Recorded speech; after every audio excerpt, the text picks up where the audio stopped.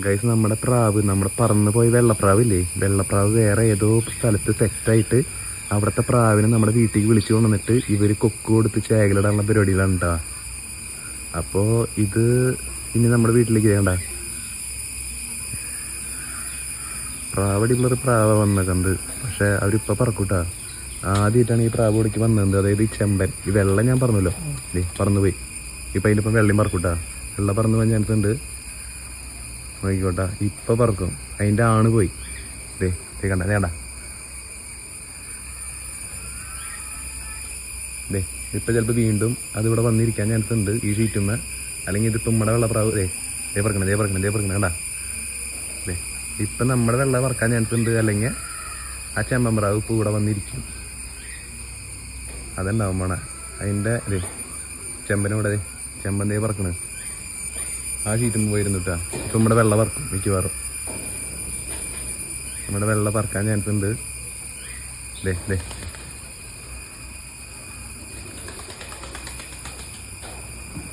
നമ്മുടെ ആ വെള്ളപ്രാവിൻ്റെ കറുപ്പപ്രാവ് അത്.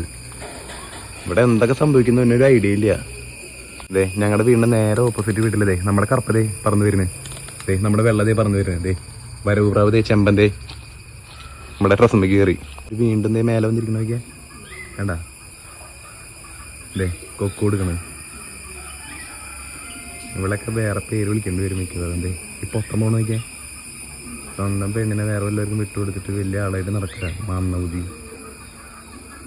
വേണ്ട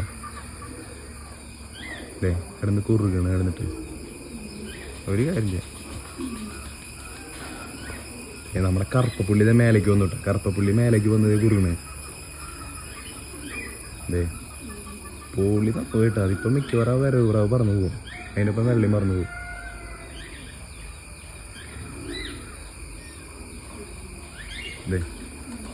വേണ്ട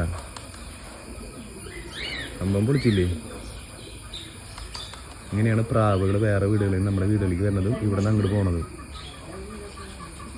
എങ്ങനെയുണ്ട് സംഭവം?